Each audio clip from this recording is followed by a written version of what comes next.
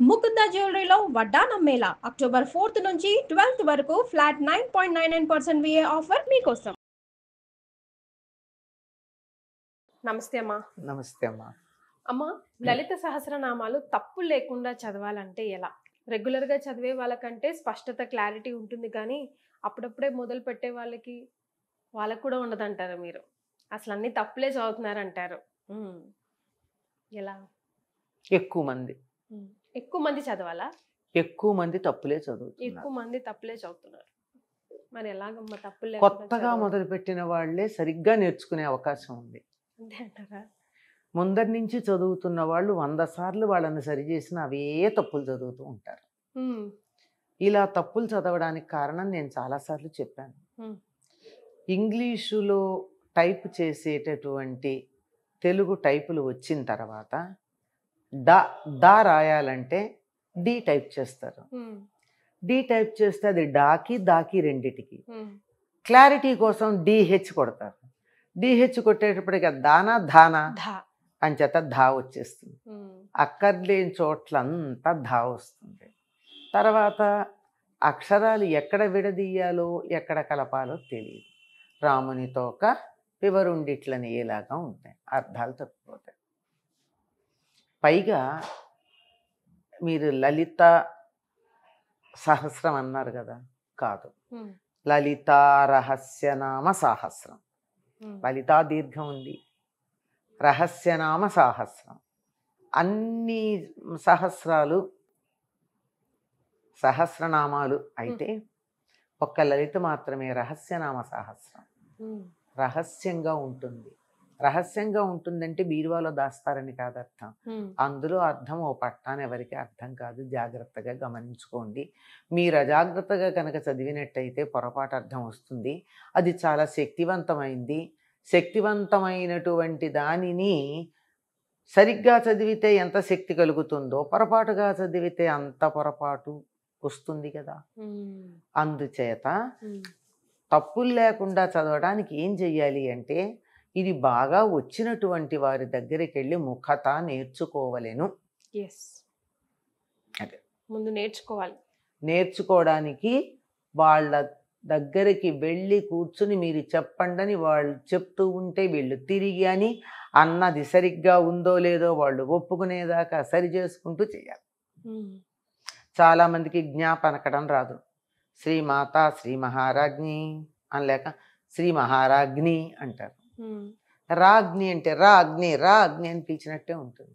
అగ్నిని పిలుచుకుంటే ఏమవుతాయి మన కాపురాలు? మరి చిన్నవే కానీ ఎంత పొరపాటు కదమ్మా. కదా, మరి జాగ్రత్తగా ఉండాలి. ఉచ్చారణలో స్పష్టత లేకపోతే ఎటువంటి ప్రమాదం వస్తుందని ఒక ఉదాహరణ చెప్తా. చాలామంది సుపుత్ర ప్రాప్తిరస్తు అని దీవిస్తూ ఉంటారు. ఎంత తప్పమ్మా అది. సుపుత్ర ప్రాప్తిరస్తు అనాలి. సుపుత్ర ప్రాప్తిరస్తు అంటే అర్థం ఏంటి? సుపుత్ర అప్రాప్తిరస్తు. అక్కడ దీర్ఘం పెడితే అర్థం పోయిందా? పోయింది కదా. మరి ఇప్పుడు ఏమైంది? వాళ్ళ అదృష్టవంతులై వాళ్ళకి నిజంగా దేవుడు అనుగ్రహిస్తే సుపుత్రుడు పుట్టక పుత్రిక పుడుతుంది. అదృష్టం. పుత్రుడే పుట్టాడు అనుకో, వాడు సుపుత్రుడు కాడు, కుపుత్రుడు అవుతాడు. అంత పవర్ ఉంటుంది. పవర్ ఉందనే కదా ఆశీర్వచనం తీసుకుంటున్నా.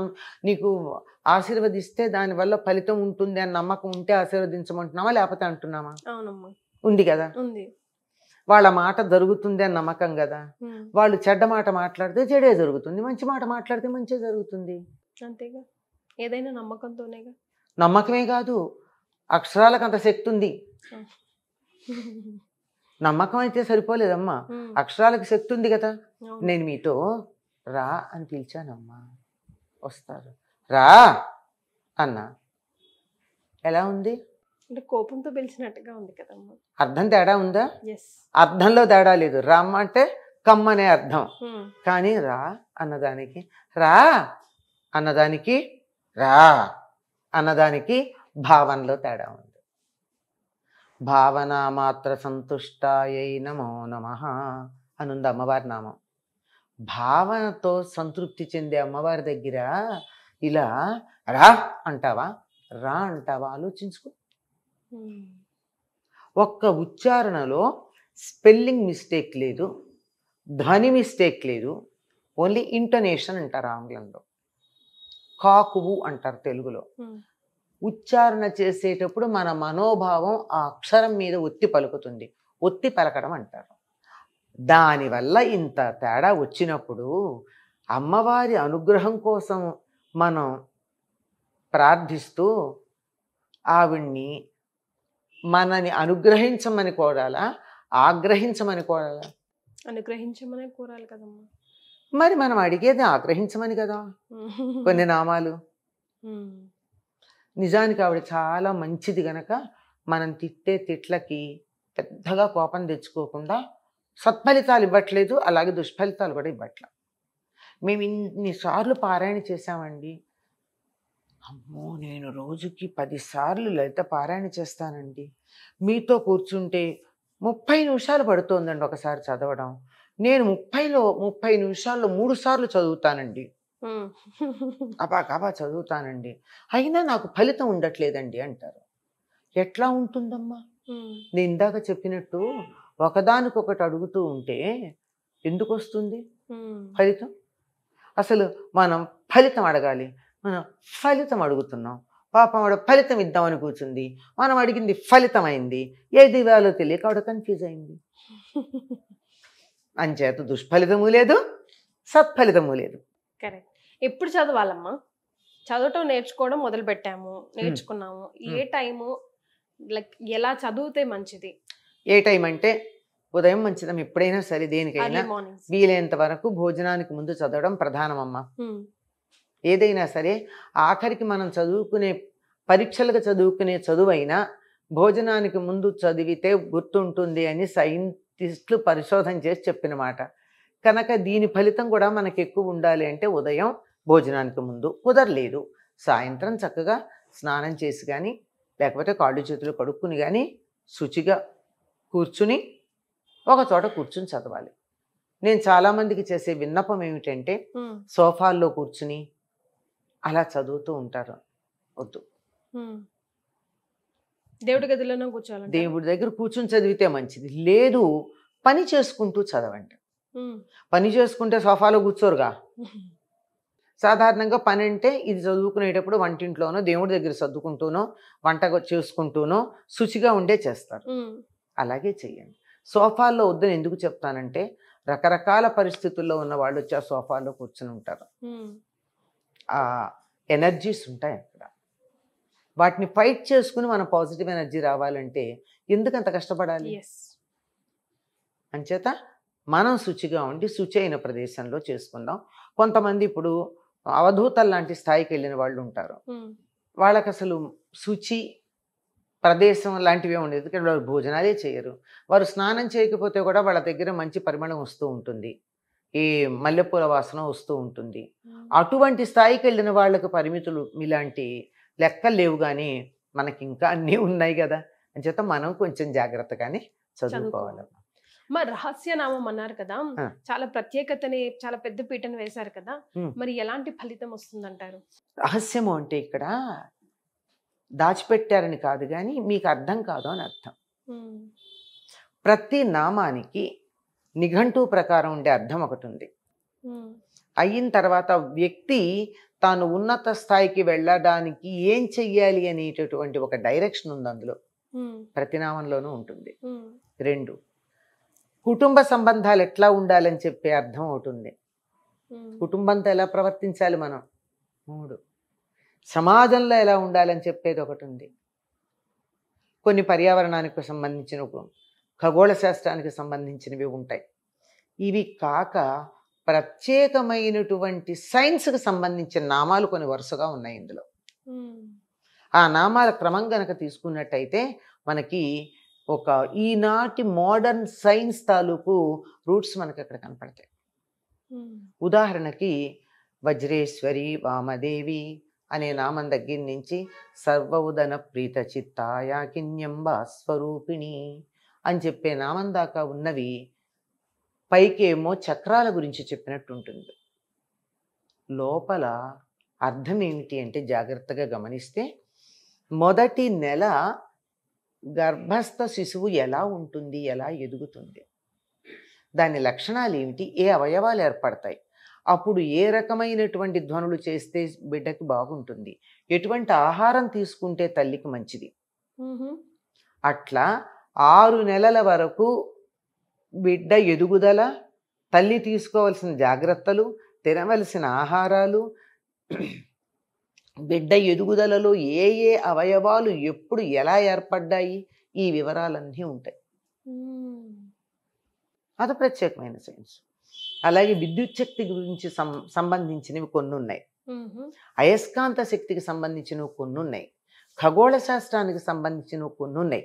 ఇట్లా అనేక రకాలైనటువంటి శాస్త్రాలకు సంబంధించిన విశేషాల నామాలు ఉన్నాయి. ఇవన్నీ అందులో ఉన్నటువంటి రహస్యార్థాలు అని చెప్పారు. అందుకని జాగ్రత్తగా చదవాలి. ఎక్కడన్నా విడదీయటంలో కానీ, కలపడంలో కానీ, ఉచ్చారణలో కానీ తేడా వస్తే పొరపాటు అర్థం వస్తుంది. మనం ఈమెయిల్ పంపుతాం, స్పెల్లింగ్లో తేడా వస్తే నీకు పంపిన ఈమెయిల్ నీకు అందుతుందా అమ్మా? పోనీ స్పెల్లింగ్ బాగానే రాశాను, డాటో, హ్యాషో, ఎక్స్క్లమేషను, కామానో మిస్ చేశాను, నీకు వస్తుందా నా ఈమెయిల్? ఇక్కడి నుంచి ఇక్కడికే రాదే, ఇక్కడి నుంచి అక్కడెక్కడికో నేను పంపుతున్నది ఎట్లా పెడుతుందమ్మా? వెళ్ళాలి కదా. నా విన్నపం, నా అభ్యర్థన వెళ్ళాలా? వెళ్ళాలి అంటే నేను కరెక్ట్ ఈమెయిల్ ఇవ్వాలి కదా. ఈమెయిల్ ఎలా ఉంది? ఇక్కడ అక్షరాల్లో ఉంది. మనం సిరి లాంటివి ఉన్నాయే, అలెక్సా లాంటివి, అవి వాయిస్తో ఉన్నాయి కదా. మీ అలెక్సా నేను అలెక్సా అని పిలిస్తే పలకదు కదా. మీ గొంతునే గుర్తుపడుతుంది, నా గొంతుని ఎందుకు గుర్తుపట్టదు? ఎవరు నేర్పారు దానికి? There is a science behind it. అటువంటి సైన్స్తో కూడుకుని స్తోత్రాలు మనకి తయారు చేసి మనం అడిగినటువంటి రిక్వెస్ట్ ఎక్కడికి వెళ్ళాలి అన్నది అందులో పెట్టారు. జాగ్రత్తగా సేమ్ మెయిల్ ఐడికి వెళ్ళేట్టు మనం చెప్పగలగాలి అంటే తప్పనిసరిగా సరిగ్గా ఉచ్చారణ చేయాలి. దీనికోసం నేను ప్రస్తుతం ఏమో నాకు తెలియదు కానీ 28 days ఇద్దరు విద్యార్థుల్ని కూర్చోబెట్టుకుని ప్రతి అక్షరం ఎట్లా ఉచ్చరించాలి, జ్ఞా ఎట్లా ఉచ్చరించాలి, స ష స ఎలా ఉచ్చరించాలి, చితిస్తత్పద లక్ష్యార్థ అన్న చోట దాన్ని ఏ రకంగా నేర్చుకుంటే ఒక్క సిలబుల్ కూడా మిస్ అవ్వకుండా అంటారు. ఎంతమంది అనగలరమ్మా? చితిస్తత్పద లక్ష్యార్థ. దీన్ని పర్ఫెక్ట్గా ఎలా అనాలి? వక్త్ర లక్ష్మీ పరివాహ. చాలా మంది వక్త్ర అన్నారు, వక్ర అనేసి వెళ్ళిపోతూ ఉంటారు, తా వినపడదు. వక్త్ర. ఇప్పుడు వక్ఫ్ బోర్డ్ అని ఎంతమంది సరిగ్గా అనగలరు కదా.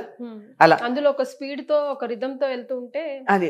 దీన్ని ఎలా చదవాలి, ఎక్కడ దుష్టదూరా తర్వాత దురాచార సమయం ఎందుకు విడదీయకూడదు, ఇలాంటివన్నీ నేర్పిస్తూ ఇద్దరు విద్యార్థినులను కూర్చోబెట్టుకుని నేను అని వాళ్ళ చేత అనిపించి పైన అర్థం చెప్పి ప్రతి చిన్న సిలబుల్ కూడా చెప్పేది. జ్ఞా ఎలా పలకాలి, నాలిక ఎలా ఉండాలి, నాలిక ఎట్లా పెట్టాలి, పళ్ళు ఎలా ఉండాలి, పెరిమిలు ఎలా ఉండాలి జ్ఞా పలికేటప్పుడు, ఇవి నేర్పించానమ్మా. ఇవి యూట్యూబ్లో ఉన్నాయి. 28 days పట్టింది. అంటే డీటెయిల్డ్ మీనింగ్ చెప్పలా. నేను చెప్పాను కదా, 5 మినిమం 5 మ్యాక్సిమం 6 స్థాయిల అర్థాలు ఉంటాయి ఒక్కొక్క నామానికి. అవేమీ చెప్పాల. ఊరికే పైన ఇది ఇలా అంటే అర్థం ఏమిటి, ఇలా విడదీసి మీరు పొరపాటుని ఇట్లా అన్నారనుకో దాని అర్థం ఎట్లా మారిపోతుంది. భవద వసుధ వృష్టి అని చదువుతారు. భవద సంసారం ఇచ్చేది, వసుధ బంగారం ఇచ్చేది, వృష్టి వర్షం కురిసేది. అమ్మో ఎన్ని జన్మలు మళ్ళీ మళ్ళీ జన్మలు అడుగుతున్నాం మనం. కాదు, భవదావ సుధా వృష్టి అని చదవాలి. దాన్ని విడిగా చదివితే అర్థం మారిపోయింది కదా. అందుకని ఎక్కడ విడదీయాలి, ఎక్కడ ఇలా అంత ప్రతి చిన్నది కూడా నేర్పించానమ్మా. 28 days పట్టింది. దట్ యూట్యూబ్ లైవ్లో ఉంది. నేర్చుకోదలుచుకున్న వాళ్ళకి ఇదొక బంపర్ ఆఫర్ అనే చెప్తానమ్మా. నా పేరునే ఉంటుంది, doctor Anantalakshmi, YouTube live. Thank you so much అమ్మా. నమస్తే.